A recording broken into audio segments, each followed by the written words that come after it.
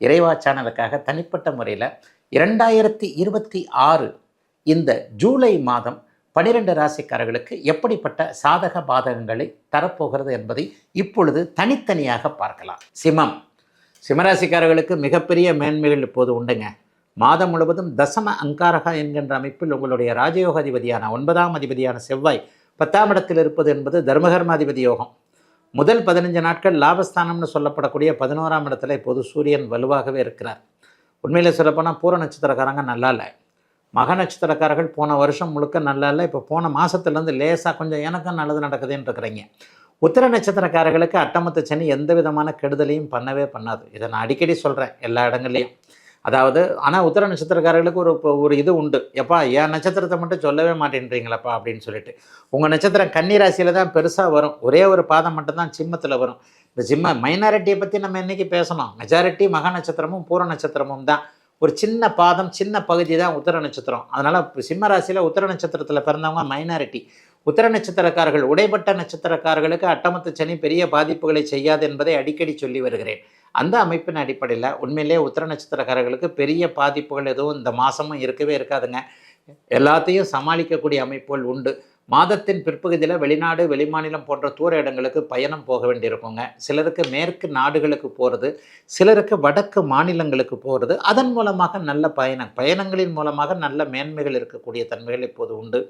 கிழக்கு திசைகளில் Singapore, Malaysia, Australia, சீனா, Japan, Indonesia போன்ற நாடுகளுக்கு போக வேண்டும் என்கின்ற எண்ணத்தில் இருப்பவர்கள், ஏற்கனவே அங்கே இருக்கக்கூடிய கடகராசிக்காரர்கள் எல்லாருக்குமே இருக்கின்ற இடங்கள்லேயே ஏதாவது சொத்து பத்து சேர்க்கைகள்லாம் வரக்கூடிய அமைப்பு இப்போது கண்டிப்பாக அத்தனை சிம்மராசிக்காரர்களுக்கும் சர்வ நிச்சயமாக உண்டுங்க. எல்லாத்துலேயும் சிம்மராசிக்காரர்களுக்கு ஒரு நிதானமான போக்கு நடந்தாலும் கூட எதையும் சமாளிக்க முடியும் என்கின்ற ஒரு நம்பிக்கைகள் இப்போது சிம்மராசிக்காரர்கள் எல்லாருக்குமே வரும். ராசிநாதன் முதல் 15 நாட்கள் 11ஆம் இடத்தில் இருக்கிறார். அடுத்த 15 நாட்கள் சுபத்துவமாக உச்சகுருவோடு சேர்ந்திருக்கிறார் என்பது எதையும் சமாளிக்கக்கூடிய ஒரு நல்ல அமைப்பு. ஆகவே சிம்மராசிக்காரர்கள் லேசாக கொஞ்சம் அப்படியே குடும்பத்தில் கொஞ்சம் குழப்பம் இருக்கும். 7ஆம் இடத்துல ராகு இருக்கிறார் இல்லையா, கணவன் மனைவி குழப்பம், கல்யாணம் ஆகாதவர்களுக்கு காதலன் காதலி உறவுகளில் பிரேக்கப் ஆகிற காலகட்டங்கள்லாம் இப்போ தான். மக நட்சத்திரக்காரர்களுக்கு இதில் ஏற்கனவே உணர்ந்திருப்பீங்க. பூர நட்சத்திர இளைஞர்களுக்கு பெண்ணை புரிந்து கொள்ள முடியாத நிலைமைகள், பெண்ணுக்கு ஆணை புரிந்து கொள்ள முடியாத நிலைமைகள் கண்டிப்பாக வந்திருக்கும்.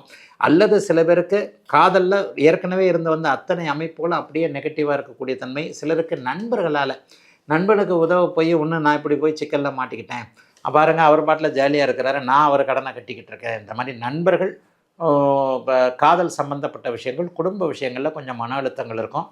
ஆனாலும் இது எல்லாமே இன்னும் சில மாதங்கள் மட்டும்தான் அப்படிங்கிறத சிம்மராசிக்காரர்கள் புரிந்து கொள்ள வேண்டியது அவசியம். சிம்மராசிக்காரர்கள் கண்டிப்பாக எதையும் சமாளிக்கலாம்.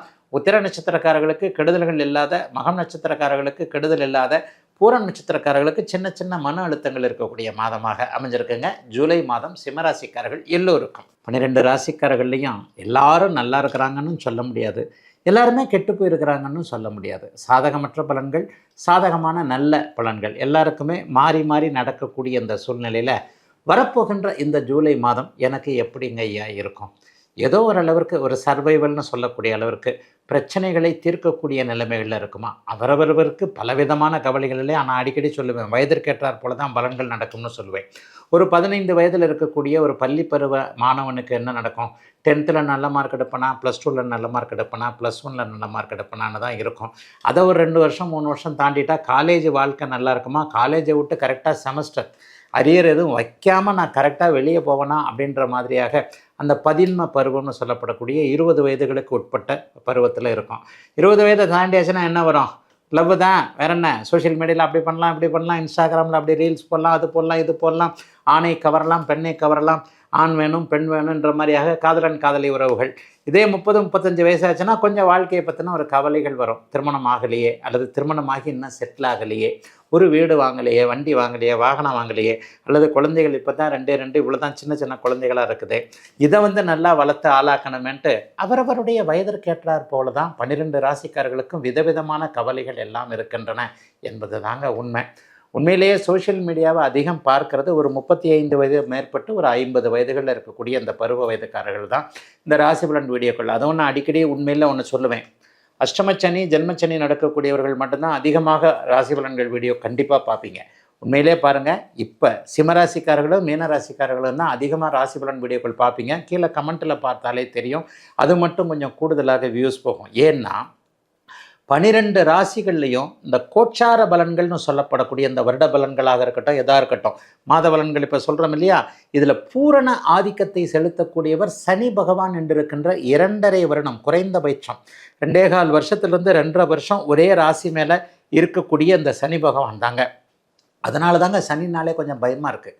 சூரியன் 1 மாதத்தில் கடந்துருவார், 1.5 மாதத்தில் செவ்வாய் கடப்பார் ஒரு ராசியை. ஒரு ராசின்றது ஒரு 12 ராசிகளில் ஒவ்வொரு ராசிலையும், இப்போ உங்கள் ராசி ஒரு உதாரணமாக நீங்கள் தனுசு ராசின்னு வைங்க. தனுசு ராசிக்காரரில் உங்கள் ராசிக்கு மேலே சூரியன் வந்து உட்காராருன்னா 1 மாதம் வந்து உட்காருவார். அதைத்தான் நம்ம மார்கழி மாதம்னு சொல்கிறோம். மார்கழி மாதம் முழுவதும் தனுசு ராசியின் மேலே சூரியன் வந்து உட்காந்துருப்பார். ஒவ்வொரு 1.5 மாதத்துக்கு ஒரு தடவை செவ்வாய் மாறிக்கிட்டே வருவார். 15 அல்லது 20 நாட்களுக்கு ஒரு முறை, 20 அல்லது 25 நாட்களுக்கு ஒரு முறை புதனும் சுக்கிரனும் மாறிக்கிட்டே வருவாங்க. அப்போ சூரியன், புதன், சுக்கிரன், செவ்வாய் இவர்கள் தான் மாதாந்திர கிரகங்கள். சூரியன் 30 நாள், புதனும் சுக்கிரனும் 20-25 நாட்கள், செவ்வாய் தோராயமாக 45 நாட்கள். இவர்களை தான் மாதாந்திர அமைப்புகளில். இப்போ நான் ஜூலை மாத பலன்கள் உங்களுக்கு எப்படி இருக்குன்னு சொல்ல போனேன் இல்லையா, இது வந்து சூரியன் எந்த இடத்துல இருக்கிறார், செவ்வாய் எந்த இடத்துல இருக்கிறார், புதனும் சுக்கிரனுடைய இயக்கங்கள் எப்படி இருக்கிறார். புதன் இப்போ வக்கரத்தில் இருக்கிறார், மேலே ஏறி இறங்கிக்கிட்டு இருப்பார். இதை வைத்து தான் அந்த பலன் சொல்லப்படுகிறதுங்க. வருடாந்திர கிரகங்கள்னு சொல்லப்படக்கூடியது 4 கிரகங்கள். இடையில ஒருத்தர் இருக்கிறார், சந்திரன் பேர், அவர் தான் ராசி. அவர் 2.25 நாளுக்கு ஒரு தடவை மாறிக்கிட்டே இருப்பார். அந்த அமைப்பின் அடிப்படையில் 2.25 வருஷத்திற்கு ஒரு முறை மாறக்கூடிய ஒரே இடத்துல நீடித்திருக்கக்கூடிய சனி தான் ஒரு ராசியை மிகப்பெரிய ஆளுமை செய்வார். அதைத்தான் நம்ம ஜென்மச்சனி, அஷ்டமச்சனின்னு சொல்கிறோம். 7.5 சனி வரும் பொழுது கடுமையான பலன்கள் ஒரு 7.5 வருஷம் இருக்கும் அப்படின்னு நம்மளாம் நினச்சிக்கிட்டா கூட, அந்த நடுப்பகுதியில் வரக்கூடிய ஜென்மச்சனியில் தான் ஒரு 2.5 வருஷம் கடுமையான பலன்களை செய்வார். மீனராசிக்காரரை கேட்டு பாருங்கள். அதுலேயும் குறிப்பாக ஒரு 30 வயசில் இருக்கக்கூடிய மீன் ராசிக்காரங்கள் எல்லாம் கேட்டு பாருங்கள். சின்ன பசங்கன்னு சொல்லுவோம்ல, நம்ம இளைய பருவத்தினரை செல்லமாக அப்படி தானே கூப்பிடுவோம். அவங்கள கேட்டு பாருங்கள், என்னப்பா எப்படிப்பா இருக்கிற அப்படின்னு கேட்டால் எல்லாம் மூஞ்சி தொங்கி போயிருக்கும். ஆக இந்த ஜென்மச்சனி அமைப்புகள் மற்றும் இப்போது சிம்மராசிக்காரர்களுக்கு ஏதோ ஒரு வகையில் இடிக்குது கடிக்குதுன்ற மாதிரி அவங்களுக்கு அஷ்டமச்சனியில் இப்போ குறிப்பாக போன வருஷம் ஃபுல்லாக சிம்மராசிக்காரங்க மக நட்சத்திரக்காரங்க நல்லால, இப்போ பூர நட்சத்திரக்காரங்களுக்கு கொஞ்சம் பாதிப்புகள் இருக்குது. ஆக வருடாந்திர கிரகங்களான சனி, ராகு, கேது, குரு ஆகிய 4 கிரகங்களுடைய அமைப்பை வைத்து வருட ராசி பலன்கள், வருட பெயர்ச்சி பலன்கள் சொல்லப்படுகின்றன. மாத பெயர்ச்சி பலன்கள், மாத ராசி பலன்கள் அப்படிங்கிறது இந்த சூரியன், செவ்வாய், புதன், சுக்கிரன் ஆகிய 4 கிரகங்களை வச்சோம். 2 நாட்களுக்கு ஒரு முறை மாறிக்கொண்டே இருக்கக்கூடிய அதிசீக்கிர கிரகமான சந்திரனுடைய இயக்கத்தை வச்சுருந்தாங்க இந்த பலன்களை சொல்கிறோம். இந்த மாதம் ஏதாவது வருடாந்திர பெயர்ச்சி இருக்கான்னா கண்டிப்பாக கிடையாதுங்க. சனி, ராகு, கேது இந்த 4 கிரகங்களும் ஜூலை மாதம் எந்த விதத்திலும் பெயர்ச்சி அடையாமல் ஒரே இடத்தில் இருக்க, இந்த சூரியன் இப்பொழுது அப்படியே எப்போவுமே வந்து சூரியன் வந்து மாறுவார்னு சொல்லிட்டேன் இல்லையா, செவ்வாய் ஒரே இடத்தில் நிலையாக இருக்கிறார். ரிஷப வீட்டில் செவ்வாய் இருக்க, மிதுன வீட்டிலும் கடக வீட்டிலும் ஜூலை மாதம் சூரியனுடைய இயக்கங்கள் இருக்கின்றன. புதன் ஆரம்பத்தில் கடகத்தில் இருந்தாலும் அதுக்கப்புறம் மிதுனத்துக்கு போயிடுறாரு. அதே மாதிரி பெரும்பாலான நாட்கள் ஒரு 25 நாட்கள் சிம்ம வீட்டில் சுக்கிரன் இருக்கிறார். இது தாங்க இந்த மாதத்துடைய கிரக நிலைமை. மற்றபடி எப்பவும் போல் டிசம்பர் மாதம் வரைக்கும் கும்பத்திலேயே ராகு கேதுகள் இருக்கும்.